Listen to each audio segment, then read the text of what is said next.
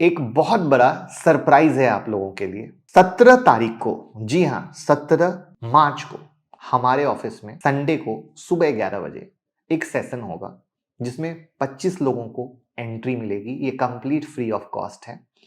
Google form description box में है, please भर दीजिएगा।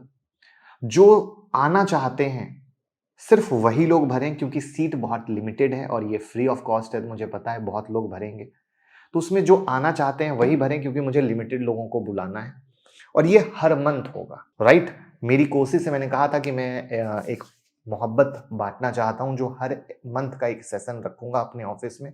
20-25 लोगों को बुलाऊंगा, आप ही लोगों से बात करते हुए टॉपिक उठाऊंगा और आप ही लोगों से बात करते हुए टॉपिक में हम उस टॉपिक को डिस्कस करके समझने की कोशिश करेंगे। तो ये एक छोटा सा भाई वाला प्यार है।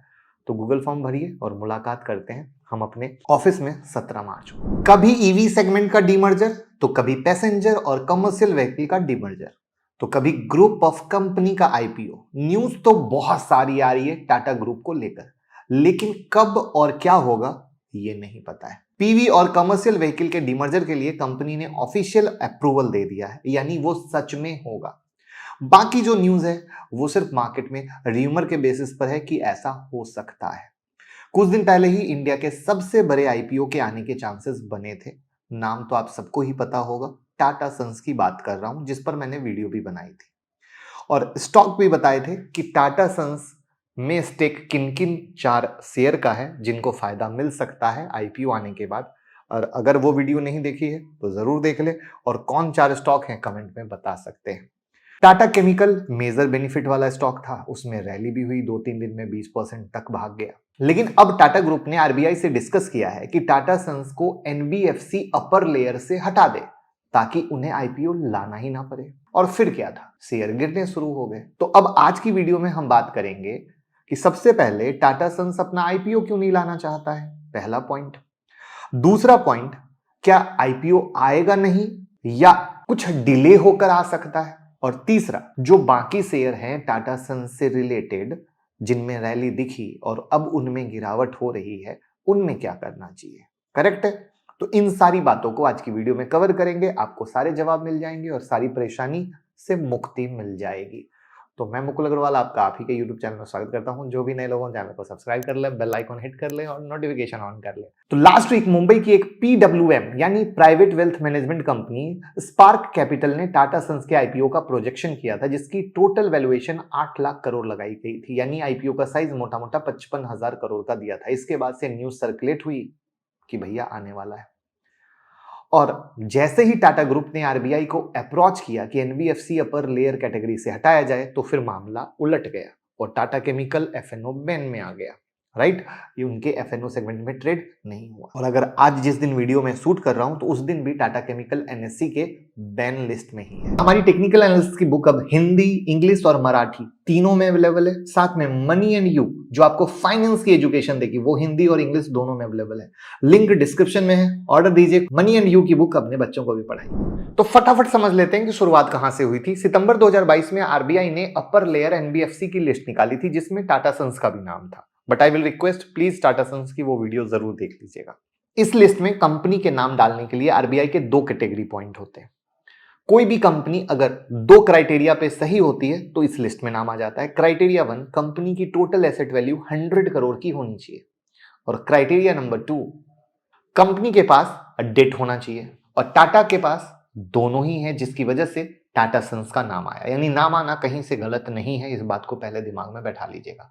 अब इस लिस्ट में आने के बाद कंपनी को 3 साल के अंदर मार्केट में खुद को लिस्ट करना होता है, और यही रीजन है कि वेल्थ मैनेजमेंट कंपनी ने इनकी आईपीओ वैल्यूएशन कर डाला। और जो टाटा सन्स चाहती है वो किसी को नहीं पता था।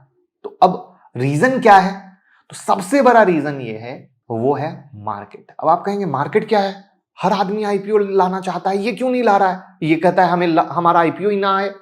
देखिए, कोई भी कंपनी लिस्ट होती है ना, तो उसको एक्सचेंज पर और सेबी के साथ, ठीक है, आरबीआई के रूल को भी स्ट्रिक्टली फॉलो करना पड़ता है। ऐसे में टाटा सन्स जैसे ही कंपनी अगर लिस्ट हो जाएगी तो बाकी बिजनेस पर इफेक्ट पड़ेगा, क्योंकि लिस्टिंग के बाद कंपनी को सारी इंफॉर्मेशन डिस्क्लोज करनी पड़ेगी। और सेबी के टर्म में इसको हम LODR बोलते हैं, listing obligation and disclosure requirement. और टाटा सन्स ऐसा कभी नहीं चाहेगी इससे इनके बिजनेस को इफेक्ट आए, क्योंकि उनको ऐसा लगता है कि हम आएंगे, सारी इंफॉर्मेशन बाहर लानी पड़ेगी, इससे मेरे बिजनेस पर इफेक्ट आएगा, भैया मैं आईपीओ लाऊं ही ना। तो अब तक हमने बात की ओवरऑल क्या चल रहा है, टाटा सन्स क्यों नहीं लाना चाहता है, आईपीओ आए या आईपीओ में डिले कर रहा है। और यही वो रीजन है कि टाटा सन्स की बहुत सारी प्लानिंग मार्केट में आ ही नहीं पाती है, जिसको बोलते हैं सरप्राइज एलिमेंट। लिस्ट हो जाएगा तो मार्केट से सारा सरप्राइज एलिमेंट खत्म हो जाएगा, बिना लिस्ट किए बैकएंड से कुछ भी प्लान कर सकता है, and that's the big reason Tata is always leader. ये तो क्लियर हो गया। अब इन्वेस्टर को क्या करना चाहिए, अब टाटा का आरबीआई के पास जाके भैया हटाने का तो पॉइंट क्लियर हो गया, लेकिन इसको श्योर नहीं कहा जा सकता है कि आईपीओ नहीं आएगा, क्योंकि इसके पीछे का रीजन है, यानी खाली कह देने से बोल देने से नहीं होता है। टाटा को आईपीओ नहीं लाने हैं तो दो ऑप्शन है, वो अपने एसेट साइज को 100 करोड़ से कम करे, जो बिल्कुल पॉसिबल नहीं है, क्योंकि Tata multi million dollar company है, और ये तो आप और हम सब जानते हैं। दूसरा, वो अपने डेट जो कि टाटा के पास 20,000 करोड़ का है उसको खत्म कर दे या किसी और सब्सिडी को दे दे। फिर टाटा के पास रास्ता क्या बचा, तो टाटा के पास रास्ता है कि वो एक नई एंटिटी बनाए और अपना डेट पूरा ट्रांसफर कर दे कंपनी पे, जिसके लिए अगर आपको याद हो तो कुछ टाइम पहले टाटा केमिकल की भी न्यूज आई थी, बट वो न्यूज थी, ऑफिशियल नहीं था। तो ये डेट ट्रांसफर इस कंपनी में हो सकता है।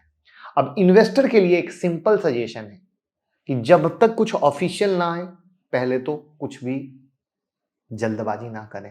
टाटा क्या चाहती है वो क्लियर हो गया, किस तरीके से कर सकती है वो अब जब पता चलेगा तभी कुछ क्लियर होगा। बट आते हैं मुद्दे पर, उन 4 शेयर पर। देखिए, टाटा केमिकल की फंडामेंटल एनालिसिस मैंने उस वीडियो में कर दी थी, जिसमें मैं बता दिया था सोडा एस का प्राइस इंटरनेशनल मार्केट में गिरता जा रहा है, कंपनी का ओपीएम लगातार गिरता जा रहा है, यानी फंडामेंटल बेसिस पर परफॉर्मेंस जो नियर टर्म का है वो टाटा केमिकल का अच्छा नहीं है। जो उसमें रैली का रीजन बना है वो टाटा सन्स था, जो मैंने उस वीडियो में आप लोगों को बताने की कोशिश की थी।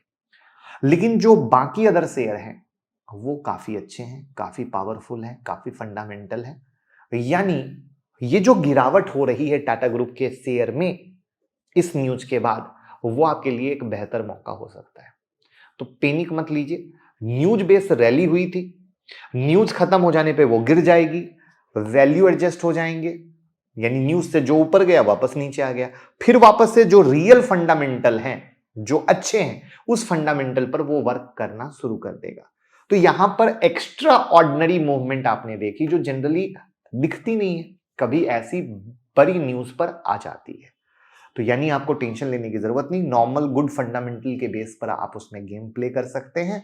और फिलहाल अब टाटा ग्रुप क्या करेगा, किस तरीके से करेगा खुद को बचाने के लिए, उसका जो अपडेट आएगा वो मैं आपके साथ शेयर करूंगा। तब तक बस फॉलो करते रहिए, प्यार देते रहिए, मोहब्बत देते रहिए।